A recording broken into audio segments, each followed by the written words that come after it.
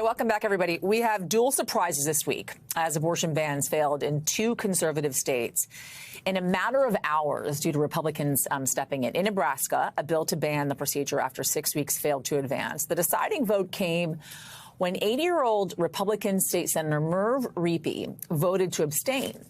Riepe had originally co-signed the bill, but then he grew concerned that women would not have time to even know that they were pregnant. And then over in South Carolina, a near total abortion ban was blocked after the state's only 5 female senators, including 3 Republicans, voted against it. I am a centrist. I mean, I thought that I was conservative. It turns out I'm very, very fiscally conservative. But on a lot of these social issues, I think that they're just there for shock and awe. And of course, I'm going to stand up for women. I don't want any woman to have an abortion, but nor am I going to tell her what she can and cannot do with her life and her body. All right, let's talk more about this. With me now, Republican strategist and MSNBC political analyst Susan Del Percio and Danielle Moody, host of Woke AF and Democracy-ish podcast. Welcome to you both, ladies. Let's start with that very topic, Danielle, and that is women, right? It seems as if this is a two-parter, right? You got maybe Republicans coming around to the fact the majority of the country doesn't want these very stringent abortion bans, and it may hurt them politically, and then women on the Republican side of the aisle stepping up to the plate. I mean, I will say bravo to the Republican women in these legislatures that have decided to wake up and be conscious to the fact that the decisions that the Republican Party is making are hurting people. And I also think that what happened, Yasmin, earlier this week with testimony that we heard from women in Texas that are bringing, you know, a case against the governor and talking about their near-death experience, having to wait in a parking lot to develop sepsis before you can have a life-saving surgery. I mean, the trauma that we are putting women through, that we're putting families through because of Republican ideology is insane. And so I hope that it isn't just a political move as we move into the 2024 cycle, and that it is really starting to sit with the Republican Party, what they are doing to women and families. Susan, political or moral? Both. You're allowed to be both, I think. There is a moral issue in here. And, you know, it's funny. I think about New York history. And right before Roe v. Wade, it was a Republican state senator who I actually worked for who got abortion passed as legal in New York State. So Republicans have been open to this, not all Republicans by any stretch. It makes sense that these women, when you hear about, I think her name was Senator Sen, said, you know, our womanhood, our band of 5, they need more. They need more than 5 women in their state legislature because we understand what's at stake. It's our health.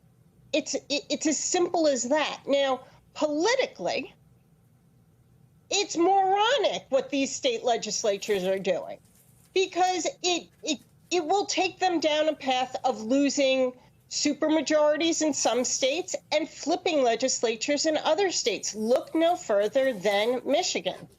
Look at Wisconsin. We see that this issue brings out people to vote, women and men who recognize that they want their sister, spouse, mother to have good health. And people are coming out to vote on it. So the Republicans are insane for keep going down this line. Now, there's a conversation to be had for sure about 12 weeks, 15, 22, but that is all something that we need to work towards because this stuff right now is crazy.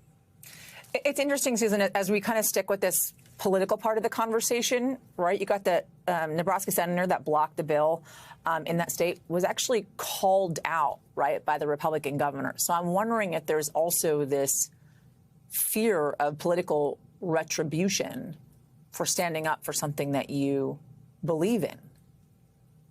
Oh, I believe that there will be political retribution against that gentleman and the women in South Carolina.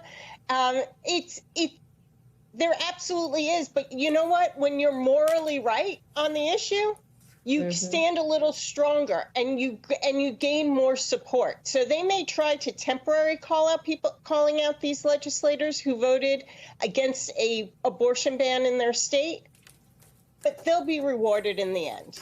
Danielle, and then it's about how it's affecting women, right? South Carolina kind of has been this unlikely refuge for a lot of women in the southeast region of this country. We thought it was going to be Florida, obviously, but they put the 6-week ban into place. South Carolina has avoided this near total abortion ban.